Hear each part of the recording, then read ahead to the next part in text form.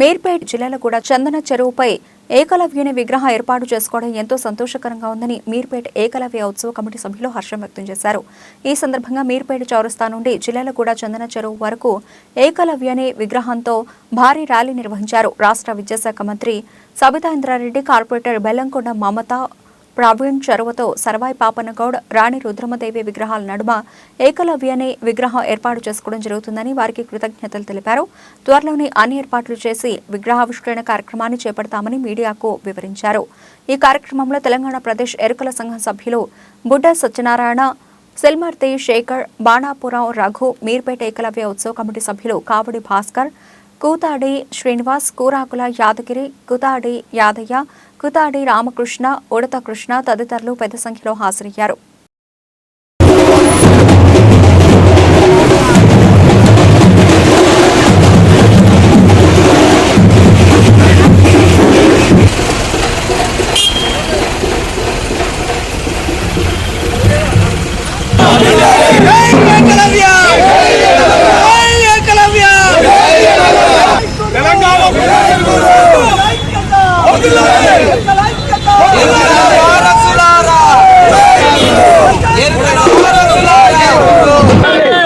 ఈరోజు దేశవ్యాప్తంగానే కాదు, ఈ దేశానికి మూలవాసులమైనటువంటి ఎరకల కులస్తులము.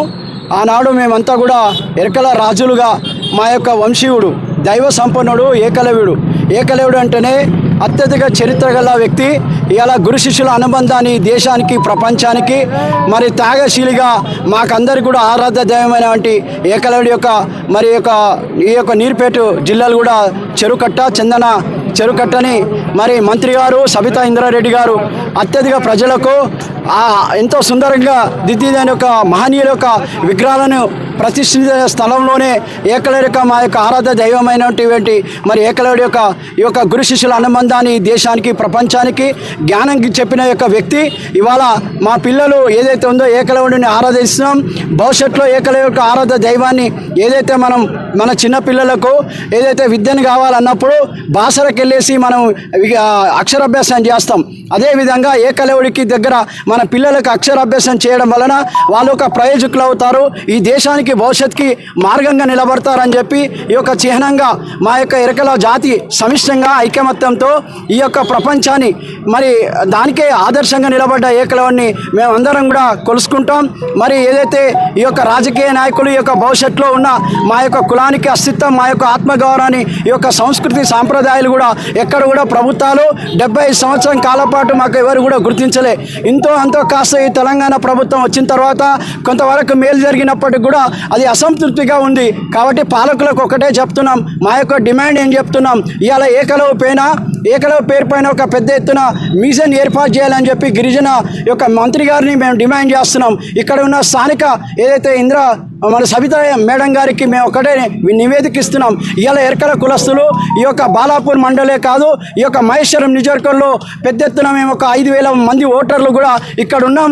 మాకు రావాల్సిన రాజకీయ వాటా పైన భవిష్యత్తులో ఎలక్షన్లో కానీ ఏదైతే ఇక్కడ ఉన్న స్థానిక లోకల్ బాడీ ఎలక్షన్లో కూడా ప్రాధాన్యత ఇవ్వాల్సింది. ఇవాళ గిరిజనులు అంటే కేవలం 1-2 తెగలు కాదు, ఇవాళ పూర్తిగా సామాజిక వర్గంగా అట్టడుగున అంచివేయబడ్డ ఎరకల జాతి.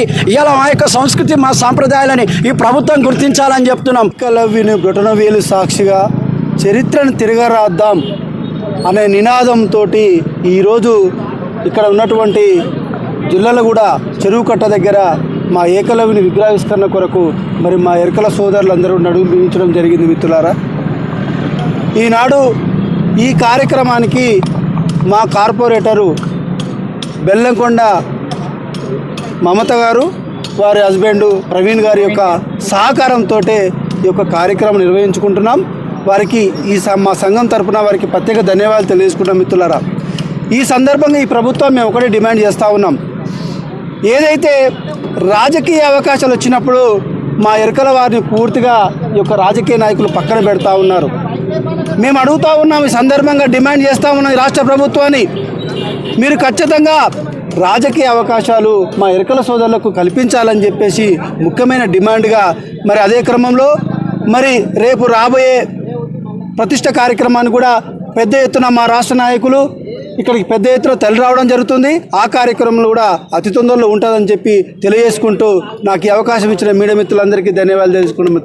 విగ్రహావిష్కరణకు సబితా ఇంద్రారెడ్డి గారిని ఆహ్వానిస్తున్నాం. మరి ఏదైతే మా పెద్దలు మా సంఘ పెద్దలు చెప్పినట్టుగా మరి ఏకలవ్యుడు ఆ రోజు తెగిపడిన ఏకలవ్యుని బొటనవేలు సాక్షిగా చరిత్రను తిరగరాద్దాం అనుకుంటే ఈ అగ్రకుల పోలు ఎక్కడైనా కూడా మరి చెప్పడం ఒకటి చేయడం ఒకటి జరుగుతుంది. మరి దానికి సాక్ష్యమే నిన్న కుర్ర సత్యనారాయణకు ఎమ్మెల్సీ పదవి ఇచ్చినట్టు ఇచ్చే లాక్కున్నది బీఆర్ఎస్ ప్రభుత్వం. అటు చూస్తే బీఆర్ఎస్ ప్రభుత్వం మరి ఎత్తుగడలో భాగంగానే మా కుర్ర సత్యనారాయణకు ఎమ్మెల్సీ సీటు ఇచ్చినట్టే ఇచ్చి తీసుకున్నారు. మరి బీజేపీ ఎత్తుగడనా బీఆర్ఎస్ ఎత్తుగడనా అనేది ఒకసారి ఆలోచించుకొని మళ్ళీ ఆ బీఆర్ఎస్ మా ఎమ్మెల్సీ స్థానాన్ని కేటాయించాలని కోరుకుంటున్నాం. ఈ సందర్భంగా అదేవిధంగా ఏకలవ్యుని మ్యూజియం ఒకటి పెట్టాలి. ఎందుకంటే ఎరుకుల తెగ గిరిజన తెగ అనేసరికి 33 తెగల్లో ఆ 33 తెగలో మైదాన ప్రాంతంలో వెనుకబడ్డ ఒకే ఒక తెగ ఎరుకుల తెగ. అటు విద్య, ఇటు ఆర్థికంగా, ఇటు రాజకీయంగా అన్ని రంగాల్లో వెనుకబడ్డ తరంగా గురువు అవుతున్నది ఈ ఎరుకుల తెగ. అందుకే మేము ఎక్కడ ఎంతమంది ఉన్నా ఒక 50 మంది, 100 మంది, 200 మంది మా వాడలలో ఏకలవ్యుని విగ్రహావిష్కరణలు చేపట్టాలని రాష్ట్ర వ్యాప్తంగా మా పెద్దలు ఎవరైతే ఉన్నారో మా రాష్ట్ర అధ్యక్షుడు కూతాడి కుమారన్న సీనన్న వాళ్ళ ఆధ్వర్యంలో వాళ్ళ పిలుపు మేరకు మా పెద్దల పిలుపు మేరకు మా ఆవిష్కరణ మా ఏకలవ్యుని మా ఎరుకుల బజార్లలో ఏకలవ్య విగ్రహాల్ని ఏర్పాటు చేసుకుంటున్నాం. ఈరోజు సర్దార్ పాపన్న గౌడు, అదేవిధంగా రాణి రుద్రమ్మదేవి ఇలాంటి మహానేతల సమక్షణ మా ఏకలవ్యుని బొమ్మ నిలబెట్టుకోవడం మాకు ఆనందంగా ఉంది. ఈ వీడియో మీకు నచ్చితే లైక్ చేయండి, షేర్ చేయండి, మా ఛానల్ని సబ్స్క్రైబ్ చేయండి.